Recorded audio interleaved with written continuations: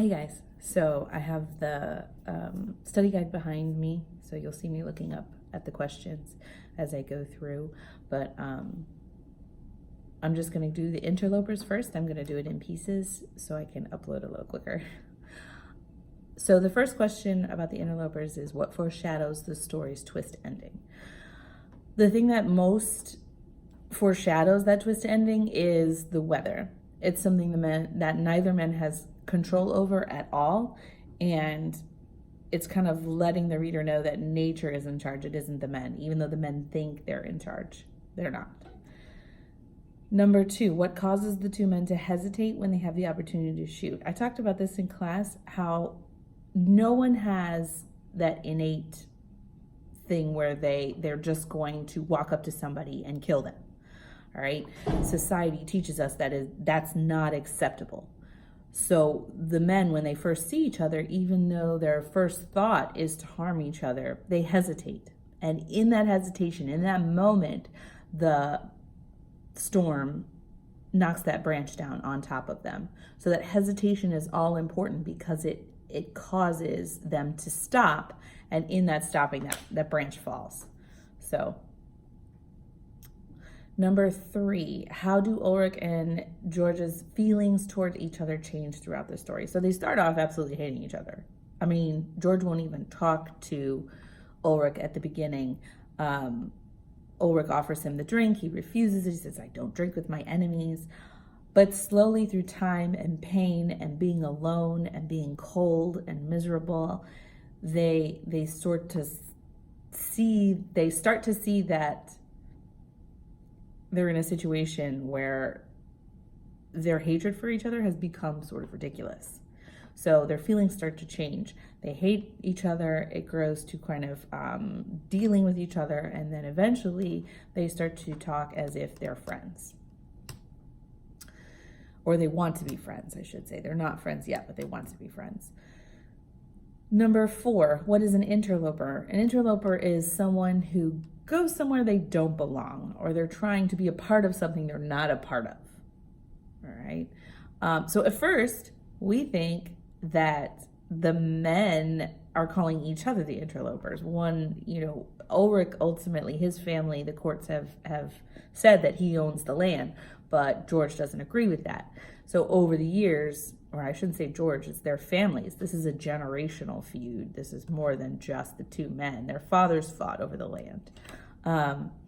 But essentially, you think the two men are the interlopers, but by the time we get to the end, we realize that it's men trying to say they own land. Nature isn't having that. It isn't the men who are in charge in this situation. It's nature. So ultimately, man is the interloper in the story.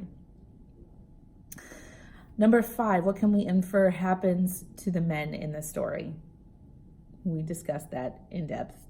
Some of you were a little gleeful about the violence, but we know the wolves are coming, and we know that these men are trapped, and to the wolves, they're food. The wolves are out in the winter. It's cold. They're hungry. The men are food. Number 6, what is the main lesson of the story? Okay, so there's a couple things. The first thing is that lesson about nature. Man is not in charge. Nature is in charge. That is one of the lessons of the story.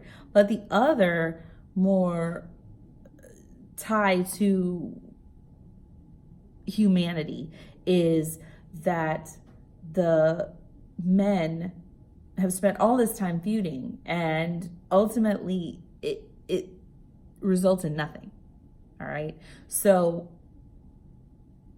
how sort of useless and ridiculous fighting and feuding for years and years is. It doesn't benefit anyone, and it never comes to anything good, is the lesson towards humanity. And then we have that nature side to it too, that ultimately man is not in control as we live here on the planet. Number 7, what do the blood and branches symbolize? Okay, so blood gets in George's eye, and he can't see anything.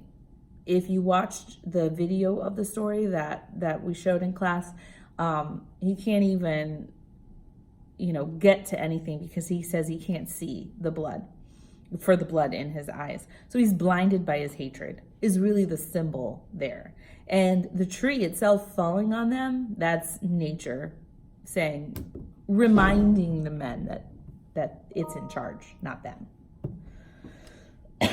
Excuse me. Number 8, what causes the reconciliation? I said it a little bit earlier. They're stuck, they're cold, they're hurting, they're a little bit scared, even though they think their men will ultimately come.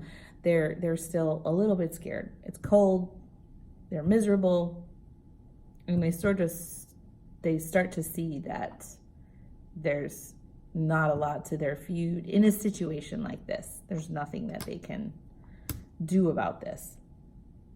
Number 9, what is ironic about the story? What's ironic is that they fight this whole time, and when they finally decide to make up, nature actually gives them what they wanted in the first place: to see each other die. So nature gives them their heart's first desire rather than letting them have their peaceful makeup situation. And number 10, how do we know the men are sincere about their reconciliation? They're talking about each other's families. When they finally decide to make up, they talk about spending the holidays together. They talk about, I'm going to have my men help you. No, I'm going to have my men help you. We're taking them at their word. There's not much else they can do in this situation. But ultimately, it's for nothing.